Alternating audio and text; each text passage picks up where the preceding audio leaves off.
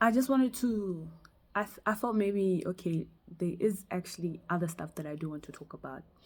But before I say that, I wanted to tell you that if you are on LinkedIn or if you are on Facebook, if you have a Medium account, I do like writing and I do like character analysis and that type of thing because for me, I've come to notice how again the characters in the Bible they I don't want to say they are alive. They were alive. It's not some storybook. These are actual events in history that if you actually take the time to comb through history and locate certain historical events within the context of the Bible, that everything starts making sense. And that's one thing that I'm passionate about.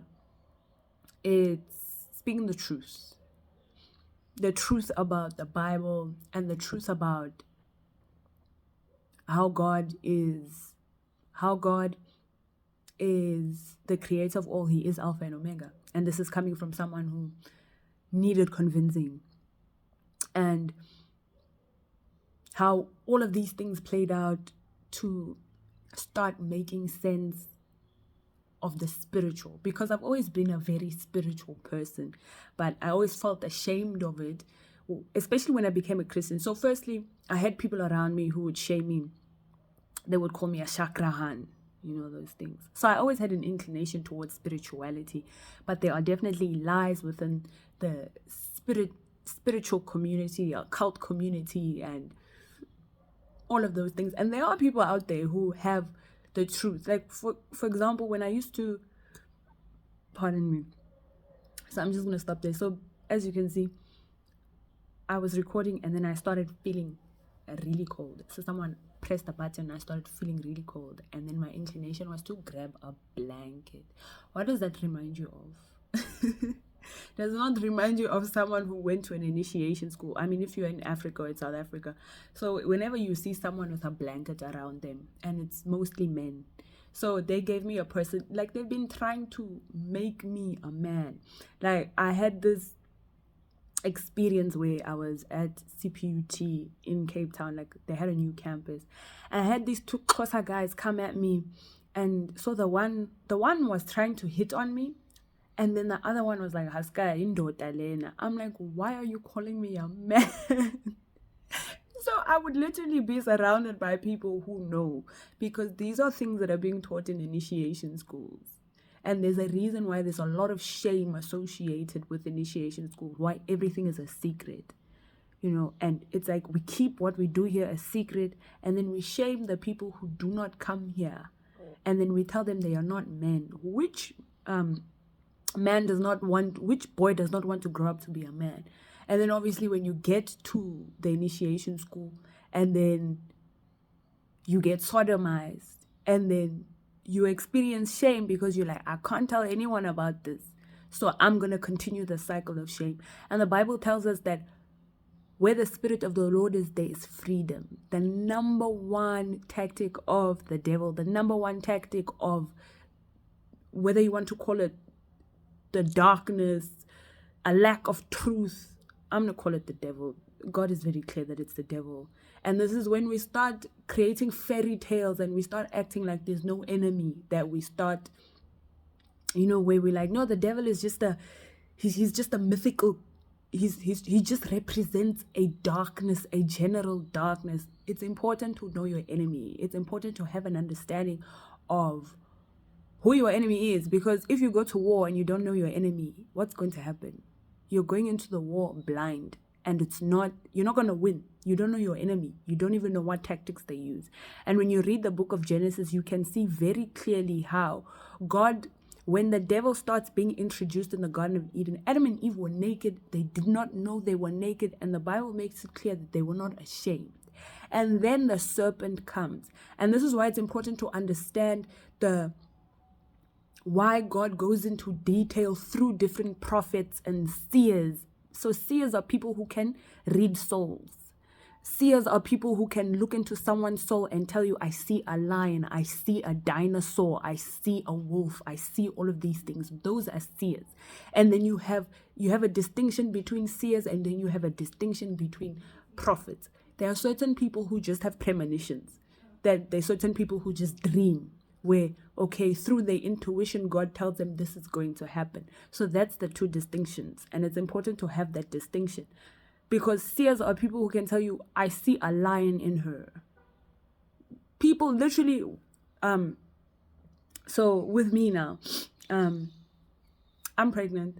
So, so seers are people, if you're open, but I'm closed because I'm saved. I have God within me. So I'm not open for people to read me.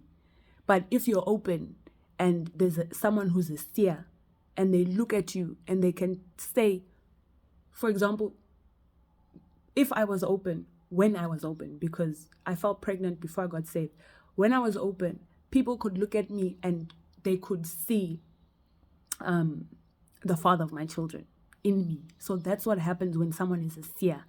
They can see your soul. They can read your soul. And so this is why it's important to understand why God goes into such lengths to tell us about seers, to tell us about Balaam and the donkey, and to tell us about Ezekiel having a vision of God showing him these creatures, and why God goes into so much detail to tell us how he created the human. Because then you have an understanding of why the devil came as a serpent. A serpent represents sexuality. When you look at hospitals, you always see that symbol that has two snakes that are coiling up. And in certain communities, that's like called a kundalini awakening, and those types of things are misleading because you're not understanding, exactly what's going on and why snakes are being used. For example, for example, a seer can look at someone and see a snake. Someone has a snake animal spirit. That's someone who is in tune with their sexuality. But also, if someone goes to sacrifice a snake on your behalf, they can either block your sexuality, or they can even create lust and shame on your behalf.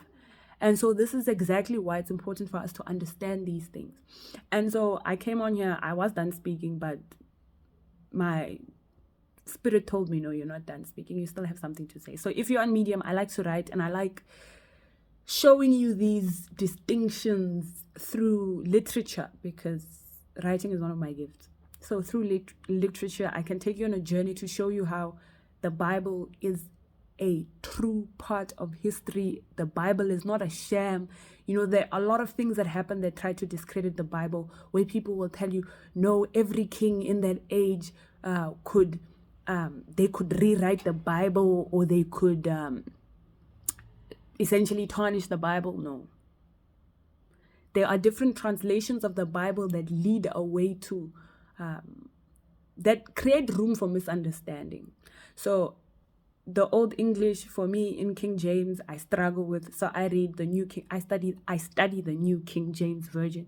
And when you study the Bible with the understanding of the Holy Spirit, any misunderstanding that comes with later translation, God can explain that. And even if you ask God, please tell me, why is it that people cannot tamper with the Bible? God will tell you, because they use the Bible, because they recognize that the Bible is a source of truth. So they use the Bible with its truths. This is how they know how to do rituals. This is how they know how to steal destinies. This is how they know how to this is how they know about shamanism and Shintoism. This is how they know about the man and the woman. This is how they know how to tether people and make them one soul. This is how they are able to wear spiritual masks. This is why people can tell you, yeah, you can't look that man in the eye. Certain people walk around and they are mirrors where you don't see them when you look at them. Like, for example, I'm a seer. So there are certain people that they wear spiritual masks. So the spiritual mask that they put on me. So when you look at them, you can see the different people that they are tethered to. And these are obviously the different people that they would have been involved in rituals with. So whoever their spirit is linked to. So yeah, this is what I wanted to tell you about, because obviously I can't link you to I can't put a link to my LinkedIn, or I can't put a link to my Facebook, or I can't put a link to my Medium account, but maybe I can put it on here. But if you just search for Chanel Koza, I'll just put it on here. Then you'll be able to see my writings and everything that I write about. Because there are obviously certain people, that's what I was talking about. There's certain people who, like, coming from the occult, and people who are just naturally, like, they're spiritual people. And then you think that because you're spiritual, it's either you have to be occult or you have to be pagan. But that's not the truth. There are people like me who are spiritual, and I'm Christian and I love God. And honestly, finding God has completed my spirituality, because God literally tells us that we are spirit first. And so there are people who know about things like there's a dome, and people who know that the earth is flat, but there's kind of holes in the story because you don't have the complete understanding and the complete truth that comes from the Bible. And so I've just recognized that I'm here for those people. I'm here for the chakrahans and the spiritual people and the occultists and the people who call themselves witches and all of that, a green witch and all of that. I'm here for those people because I used to be you. And finding God has completed my understanding of, yes, nature. Literally, I learned how to cook from nature, where my ability to cook was taken away from me to the point where I was even afraid to cook. Like, I didn't want to cook for my man because I was like, I don't know how to cook, and I had this insecurity. My healing came from God through nature.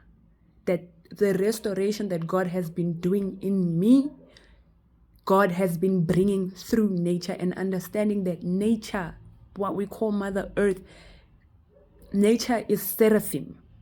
Nature is a messenger for God. Nature is like this big mind with neural connections that literally, I was laying on the grass this one time. So I did say that I'm pregnant. So I was laying on this grass this one time, and it was like I was being diagnosed. It's like, okay, this is what you need for your food. This is what you need to pay attention to. These things I got from nature. Because obviously I'm like, am I going to go to a hospital after everything that they did to me? No, I'm not. Because I'm like, I'm so terrified that they're going to want to take my children away. And I honestly don't see how they wouldn't. Having an understanding of how this system works, I'm like, I'm not going to let that happen. So obviously I've had to fully put my faith in God and have an understanding of how did the women of old do it, But yeah, anyway, that's still something that obviously between me and my partner, it's something that we're talking about. But otherwise, I'm like, that's my fear. And when I say my partner, I'm definitely not incentivizing being in relationships with someone you're not married to. Obviously, we were together and we were not married. And that was before I got saved. So he is the father of my children, but I don't incentivize. And this is what we need to understand, that once you have sex with someone, you tether yourself to them. This is what a tattoo is. A tattoo is literally you etching onto yourself what is in your soul. And this is why God tells us don't tattoo yourself, because you are stamping yourself in a particular place in time. You're saying, I'm going to be this person forever. And what I found out by getting saved, there are certain things that I thought I was that I know for a fact now I am. Certain things that they wanted to take away from me. But let me continue in the next video. I'm going to go grab some tea, because now what has happened is literally I feel so cold. So this is what happens. They gave me an initiate. This is how I know, because I've been reading my own soul. So this is how I know what happens in initiation schools. They gave me an initiate. And this is why they have blankets over them. Literally, it feels like the fire from my belly has been drained from me. And now I need to go drink tea. But I'll be back shortly.